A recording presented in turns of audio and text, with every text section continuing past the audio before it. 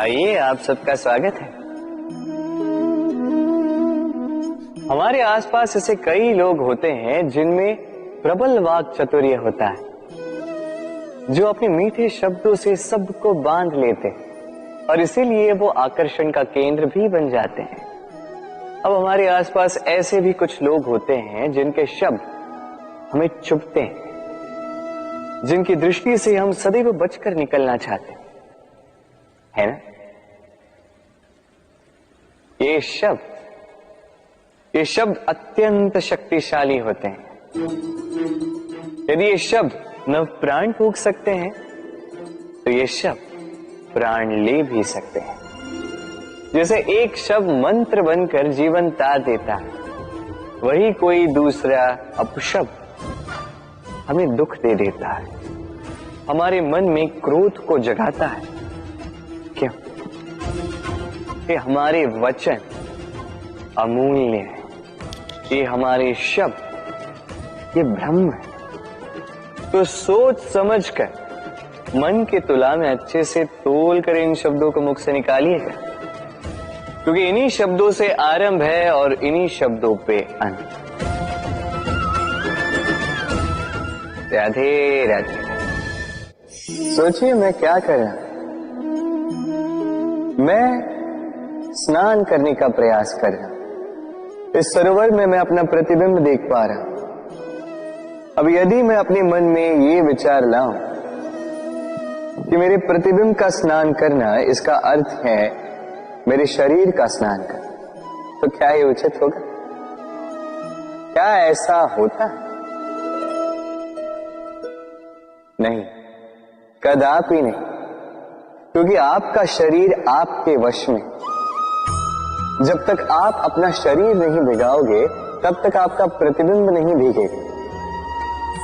अब आप सोच रहे होंगे कि मैं ऐसी व्यर्थ की बातें कर ही क्यों रहा, क्योंकि इन बातों का नाता है हमारे जीवन में हमारे अनुभव से।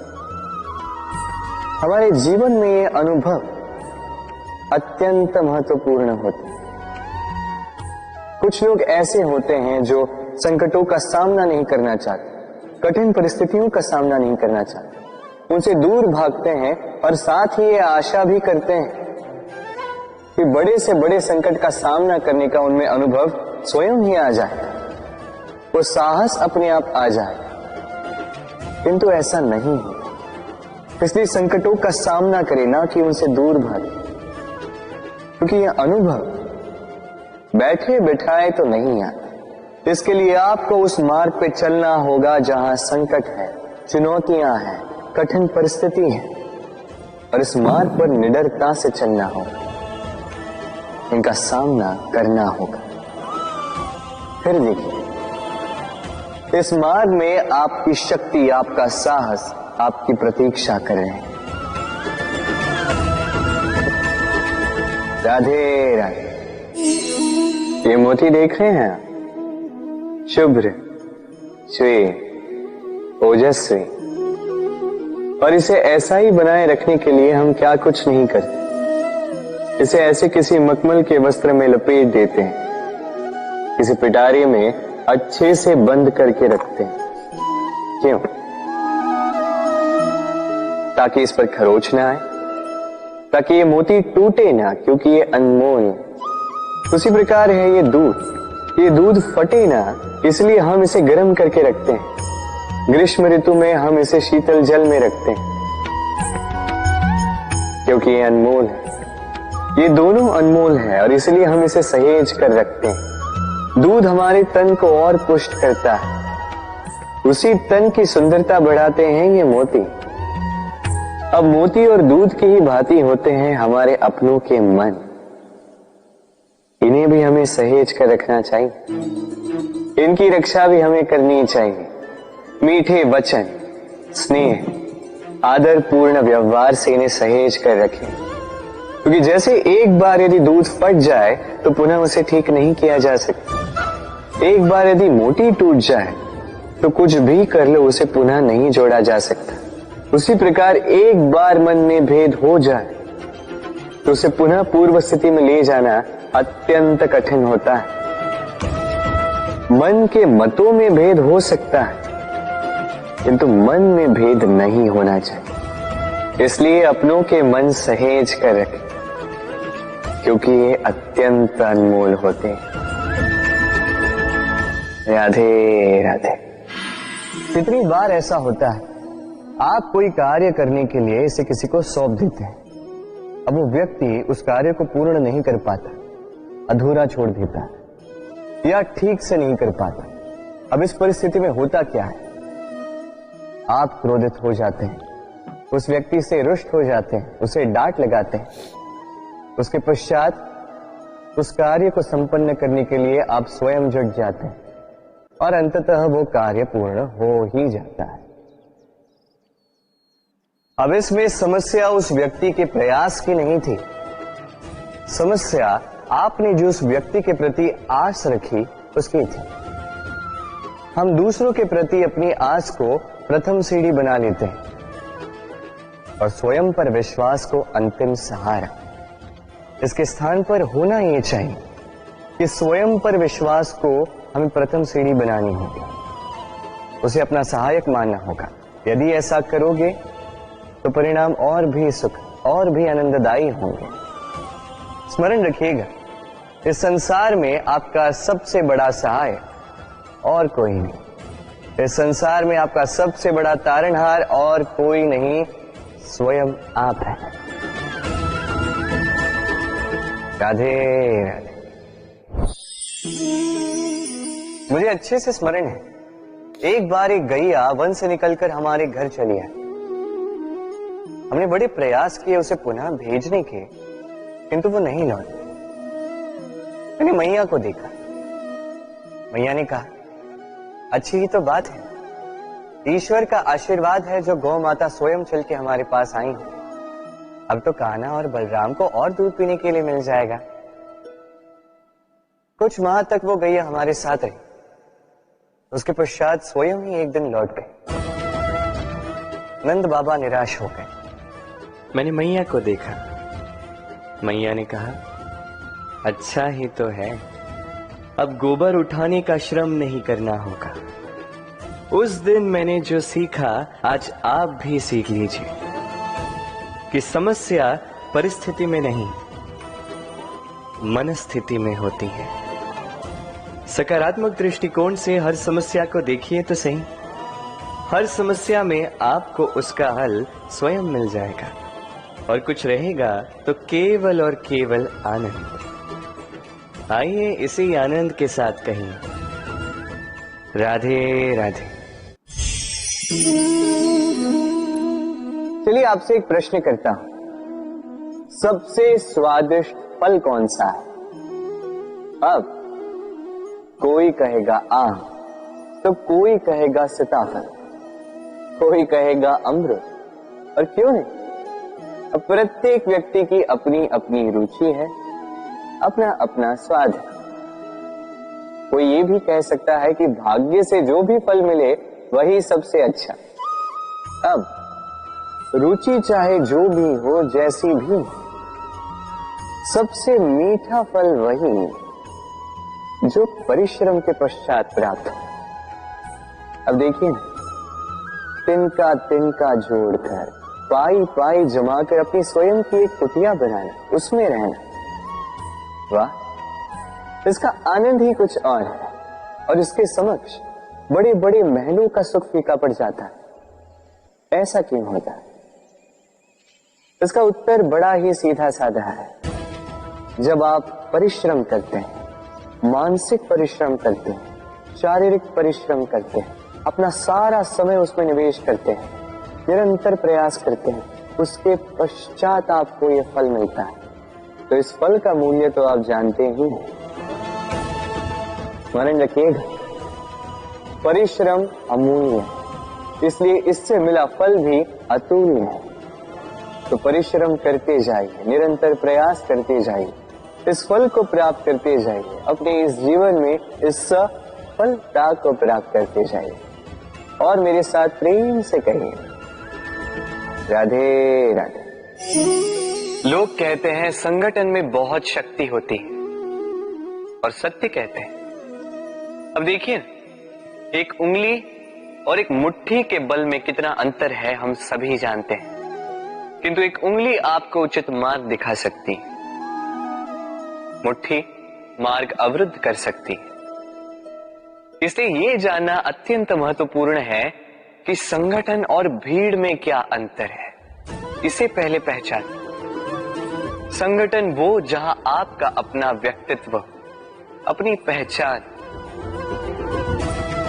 केवल शक्ति पाने के लिए भीड़ का भाग बन जाना ठीक नहीं,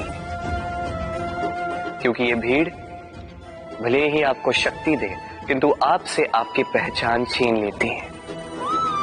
इसलिए संगठन में रहिए किंतु अपने व्यक्तित्व को, अपनी पहचान को, इसे कभी मत खोइएगा।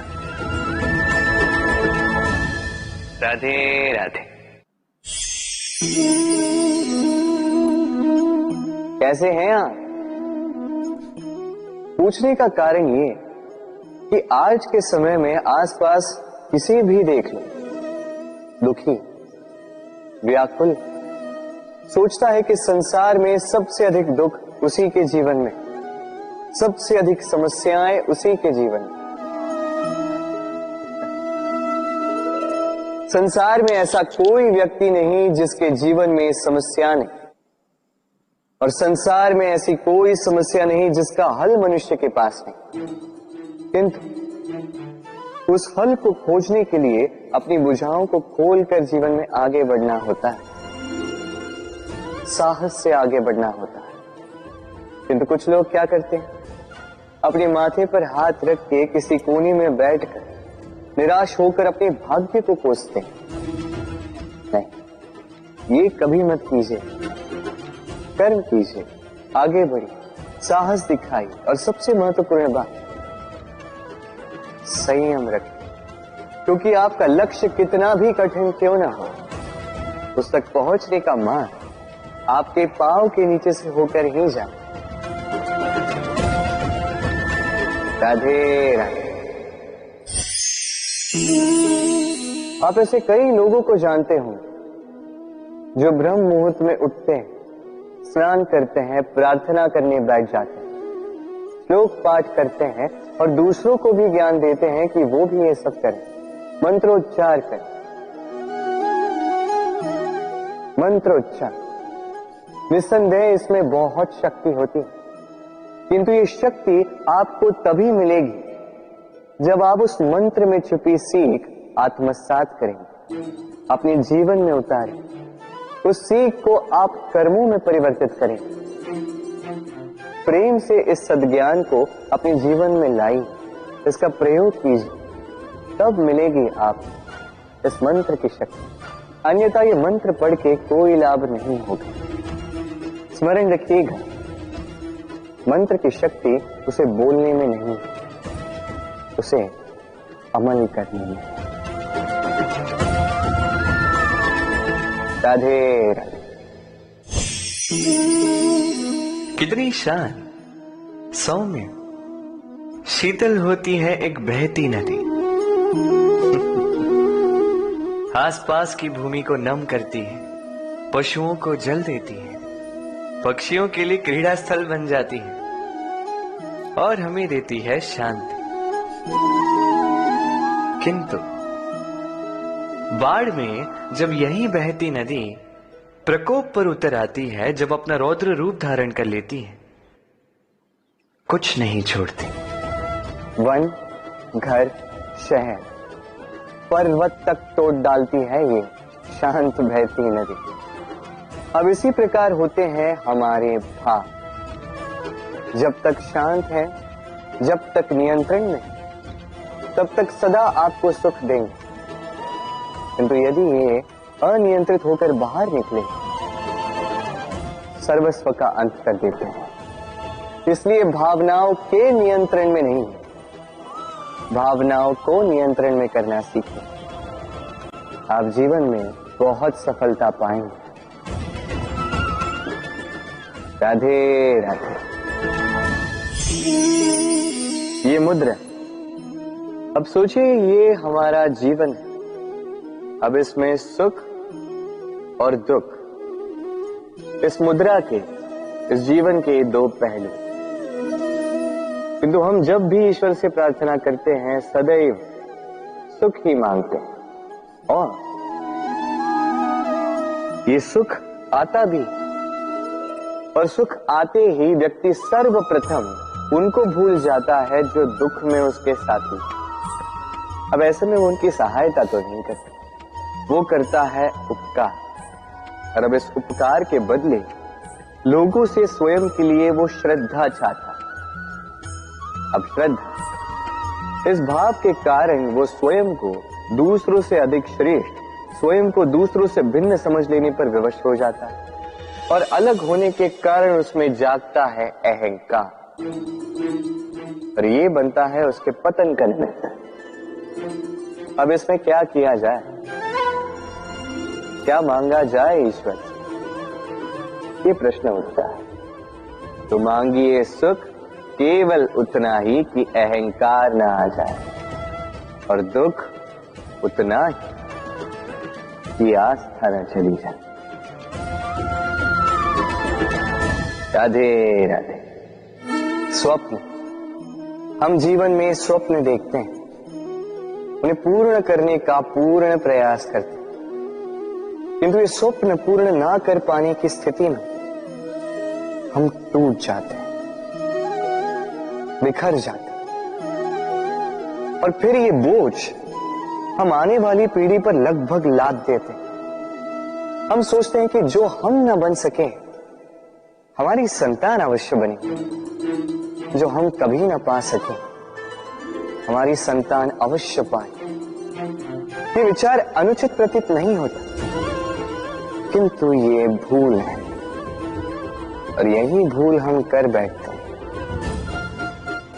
संतान प्रकृति और परमात्मा का आशीर्वाद है, उनके भीतर उनका अपना एक अस्तित्व छिपा है। तनी गौर से देखिए तो सही, आपने केवल उस संतान को जन्म दिया है, उसका जीवन आपका नहीं, इसलिए अपने संतान के साथ रहिए, समय व्यतीत कीजिए, उन्हें प्रेम दीजिए, भरपूर प्रेरणा दीजिए, किंतु प्रेरणा दीजिए उसका अपना स्वयं का अस्तित्व बनाने की, उसके स्वयं के स्वप्न पूर्ण करने की, ना कि अपने अधूरे स्वप्न पूर्ण करने की। उनके अस्तित्व को निखर कर उठने दीजिए। राधे राधे।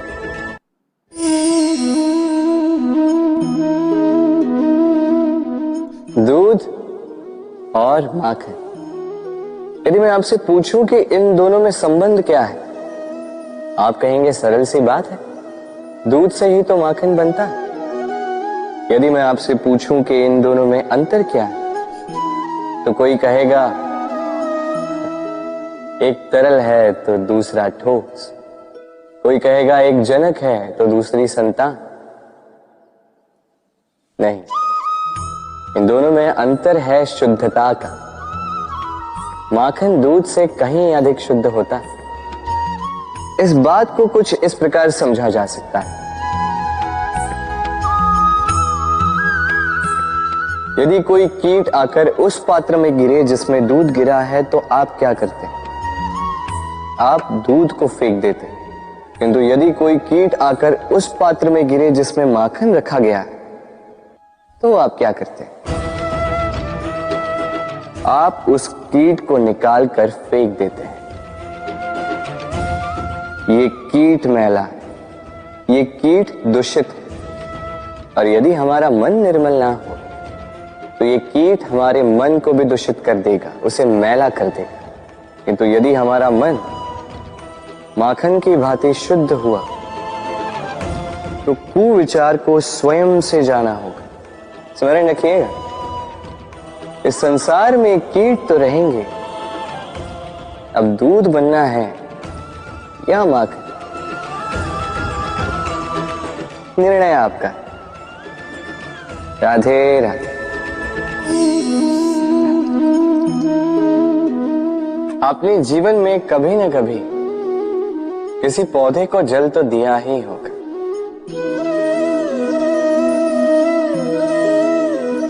कभी मन में ये प्रश्न नहीं आया कि हम पौधे के पत्तों को, पुष्पों को, डालियों को, उन्हें तो हम कभी पानी नहीं देते, फिर भी कैसे उन तक पानी पहुंचता है, फिर भी कैसे वो जीवित रहते। आप कहेंगे सरल सी बात है, ये कैसा प्रश्न पूछ रहे हैं। जड़ को पानी दो तो वो पौधे के अंग अंग तक अवश्य ही पहुंचेगा, है ना। कुछ इसी प्रकार होते हैं हमारे कर्म, हमारा प्रेम। यदि निश्चल भाव से कर्म करोगे, सेवा करोगे, तो किसी न किसी रूप में स्वतः परमात्मा तक पहुंचेगा ही। आत्मा के भीतर से प्रेम करोगे, स्वतः छलकेगा ही और दुगना लौट कर भी आएगा, इस पौधे की छाव की भांति। तो मन और आत्मा से कर्म करें, मन और आत्मा से प्रेम करें, आनंद ही आनंद होगा। राधे राधे। इसे कौन नहीं पहचानता, ये है रोटी। यही तो है वो कारण जिसके लिए मनुष्य दिन रात कड़ा परिश्रम करता है। ऐसे देखा जाए, यदि ये रोटी यूं ही मिल जाती तो मनुष्य कदाचित कुछ कार्य ही नहीं करता, कष्ट नहीं करता, जीवन में परिश्रम ही नहीं करता। वैसे एक बात तो है कि रोटी केवल भूख ही नहीं मिटाती, जीवन की बड़ी सी बड़ी सीख दे जाती। अब तनिक सोचिए कि रोटी आपको स्वादिष्ट केवल तभी लगेगी, कि रोटी आपके स्वास्थ्य के लिए अच्छी केवल तभी होगी जब ये दोनों ओर से ठीक से सेकी जाएगी, है ना। हमारे जीवन में संबंध भी कुछ इसी प्रकार होते हैं। यदि दोनों ओर से अच्छे से निभाए जाए तभी आपको आनंद देते। इसलिए केवल पानी के लिए आतुर न रहे, लौटाने में भी विश्वास रखें। क्योंकि जब एक संबंध में दोनों ओर से प्रेम होगा, दोनों ओर से करुणा होगी, कुछ करने की चाह होगी, तभी वो संबंध आपको जीवन में आनंद देगा। तो जब जब रोटी खाएं, स्मरण करें कि आपको आपके संबंधों को भी इसी प्रकार मधुर बनाना है। मन प्रसन्न होकर बोलेगा राधे राधे। सूर्य और चंद्रमा दोनों आकाश के अमित चिन्ह हैं, दोनों प्रकाश देते हैं, किंतु इन दोनों की सदैव तुलना की जाती कि कौन अधिक शीतल है तो कौन अधिक उग्र, कौन अधिक तेजवान है तो कौन अधिक कांतिवान।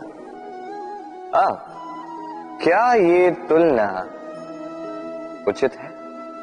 कदापि नहीं, क्योंकि ये दोनों भले ही प्रकाश पुंज हो, किंतु ये दोनों भिन्न है।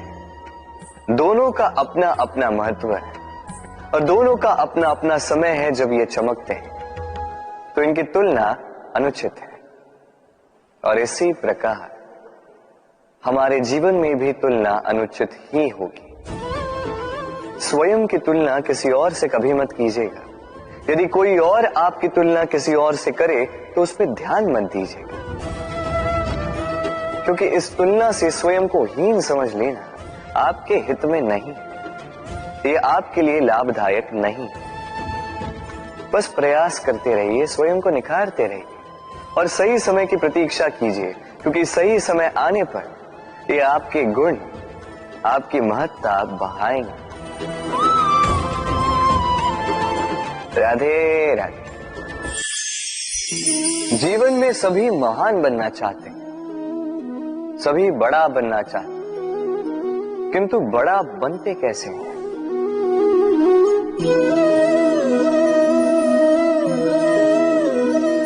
ये मेरे हाथ में क्या है? राई का बीज?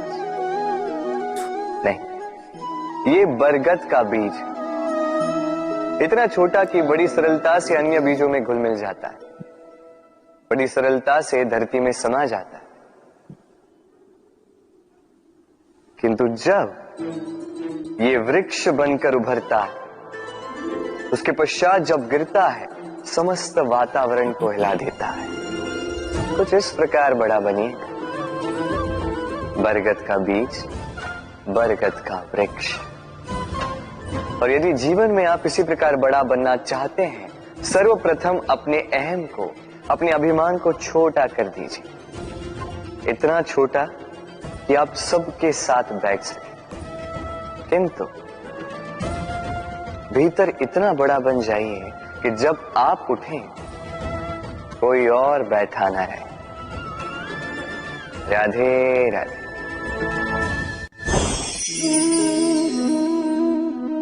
जीवन में जब भी किसी समस्या का हल हम खोज नहीं पाते हैं, तब हम क्या करते हैं? हम जाते हैं ईश्वर के पास, सहायता की प्रार्थना करते हैं, मार्ग पूछते हैं, है ना? किंतु क्या कभी आपने ये सोचा है कि किसी पत्थर को ईश्वर की मूर्ति बनने के लिए भी कितना परिश्रम करना पड़ता है? कितनी बार हथौड़ों की मार सहनी पड़ती है, छेनी के घाव सहने पड़ते हैं, तब जाकर हमारे समक्ष वो भगवान के रूप में प्रकट होता है। तो जीवन में ऐसी छोटी छोटी बातें ईश्वर से मांगने में अपना समय नष्ट ना करें। प्रयास कीजिए, पुरुषार्थ कीजिए, संघर्ष कीजिए, सब मिलेगा। बस एक महत्वपूर्ण बात स्मरण रखिएगा, बिना परिश्रम के कोई भी महान नहीं बनता, भगवान की मूर्ति भी नहीं। राधे राधे। तितली आकाश में सैर करती है, सुंदर फूलों का रसवादन करती, उन्मुक्त घूमती, किंतु इस पर भी संकट कम नहीं। जैसे कि पतंग, जंतु, ये इसे अपना आहार बना लेते, इनसे इसे सावधान रहना पड़ता है। सत्य तो ये कि तितलियां अधिक सुरक्षित तब होती हैं जब इनके पंख निकले हुए नहीं होते, जब वो अपने खोल में होती, जब ना किसी की दृष्टि उन पर पड़ती है, ना किसी शत्रु को उसकी घात लगती है। किंतु तब ये बंद होती, अविचल निश्चल होती। ये संसार देखने के लिए, ये सुंदर आकाश पाने के लिए उसे अपनी सुरक्षा क्षेत्र से बाहर आना ही पड़ता है। और यही जीवन का नियम मनुष्यों के साथ भी यही होता है। यदि मनुष्य विश्राम और सुरक्षा इनके बंधन ना तोड़े तो वो जीवित तो रहेगा, किंतु जीवन जी नहीं पाए। क्योंकि यदि जीवन में कुछ बड़ा करना है, कुछ बड़ा पाना, बड़ी ऊंचाइयों तक पहुंचना, तो सर्वप्रथम आपको इस सुरक्षा क्षेत्र से बाहर आना ही होगा, इस आराम को त्यागना ही होगा। तब आपको सफलता मिलेगी और तब आप इन तितलियों की भांति इस आकाश में सैर कर सकते हैं। राधे। बनाना चाहते हैं तो स्मरण रखिए, आपको इस सागर की भांति बनना होगा। शांत चित्त रहिए, सब कुछ संतुलन में रखिए। यदि जीवन में कुछ अधिक ही सुख आ जाए तो अपनी सुध बुध मत खोइए। यदि जीवन में दुख आ जाए, कष्ट आ जाए, तो अपना निश्चय, अपना लक्ष्य और अपनी शक्ति मत भूलिएगा, क्योंकि यही श्रेष्ठता व्यक्ति का आचरण है। राधे राधे।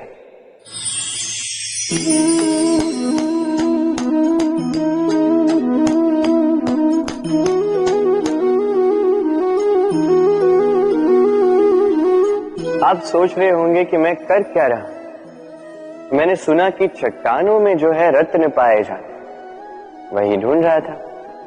तो देखिए कैसी विचित्र बात है, हर चट्टान में रत्न नहीं पाए जाते, हर गज के मस्तक पर गजमुक्ता नहीं पाया जाता, हर वन में चंदन का वृक्ष नहीं पाया जाता। जीवन में ये जो श्रेष्ठ और महान वस्तुएं, इन्हें पाने के लिए कठिनाइयों का सामना करना ही पड़ता है।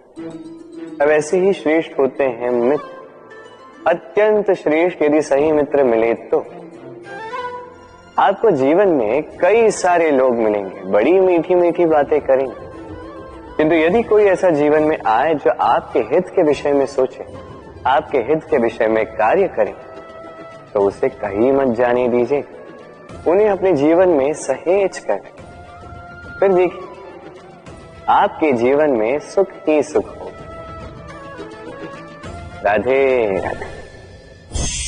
देखो तो ये संसार कितना सुंदर है, किंतु वास्तविक सत्य ये है कि इस संसार में सब कुछ नश्वर है। जो कल था वो आज नहीं है, जो आज है वो कल नहीं था, और जो आज है वो कल भी नहीं होगा। प्रत्येक व्यक्ति अपने अपने समय पर काल को प्राप्त हो जाता है। इस रूप का नाश करता है बुढ़ापा, प्राणों का नाश करती है मृत्यु, आलस्य, ईर्ष्या धर्म का नाश करते हैं, और क्रोध संबंध का नाश करता है। किंतु एक ऐसा भाव है जो अकेला ही सारे गुणों का नाश करने में सक्षम है, और वो है अभिमान। इसलिए ज्ञान को स्वयं के पास आने दीजिए, किंतु अभिमान को कदापि नहीं, क्योंकि यदि ये अभिमान आपके पास आ गया तो जीवन में जो कुछ भी आपने अर्जित किया है, चाहे वो गुण हो, चाहे वो धन हो, चाहे वो मित्र हो, चाहे वो आनंद, सबका नाश हो जाएगा। राधे राधे। इस पुष्प को देख रहे हैं, कितना सुंदर खिला हुआ है ये पुष्प, और इसका कारण क्या है आप जानते हैं? ये पुष्प नहीं जानता कि कल इसके साथ क्या होने वाला, और ना ही ये पुष्प जानना चाहता है। ये नहीं जानता कि कल ये किसी सुंदरी की केश सज्जा में लगेगा या किसी अर्थी पर शोक का प्रतीक बनेगा। ये जीता है तो केवल आज, केवल वर्तमान, और इसीलिए स्वयं भी महकता है, दूसरों को भी महकाता है। स्मरण रखिएगा, सुखी जीवन का मूल मंत्र यही, ना जीवन की चिंता, ना मृत्यु का भय। जो है वर्तमान, इसी वर्तमान को जिए, इसी वर्तमान को भोगे, और इसी वर्तमान में अपना आनंद ढूंढे। स्वयं सुखी रहे और सबको सुखी करे। राधे राधे। चलिए आपसे एक प्रश्न पूछता हूं, स्वर्ण और लोहे में अंतर क्या है? अब अधिकतर लोगों का उत्तर यही होगा कि स्वर्ण बहुमूल्य है। स्वर्ण का मूल्य लोहे से कहीं अधिक उचित है, किंतु हमें यह बात नहीं भूलनी चाहिए कि स्वर्ण हमारे श्रृंगार का कार्य करता है, हमें तनिक और सुंदर दिखाता है। दूसरी ओर लोहा उन सैनिकों की ढाल और तलवार बनकर रक्षा करता है जो सैनिक हमारे प्राणों की रक्षा करते हैं। ये सैनिक नहीं तो हमारे प्राण। अब बताइए, स्वर्ण का मूल्य अधिक होने से क्या लोहे का मूल्य कम हुआ? कदापि नहीं। इसी प्रकार इस जीवन में आप चाहे जितने प्रयास कर, कुछ न कुछ ऐसा अवश्य होगा जो आपको कभी नहीं मिलेगा, और इसके कारण स्वयं को हीन समझ लेना अनुचित है। हो सकता है आपके पास वो गुण हो जो संसार में और किसी के पास भी नहीं है, तो उस गुण को समझिए, उसे बढ़ाइए और उसे सहेज करें। स्मरण रखिए, संसार में प्रत्येक व्यक्ति विशेष होता है, और संसार में सभी को सब कुछ नहीं मिलता। स्वयं देख लीजिए, स्वर्ण को जिस दुकान में सहेज कर रखा जाता है, उस दुकान के ताले लोहे से ही बने।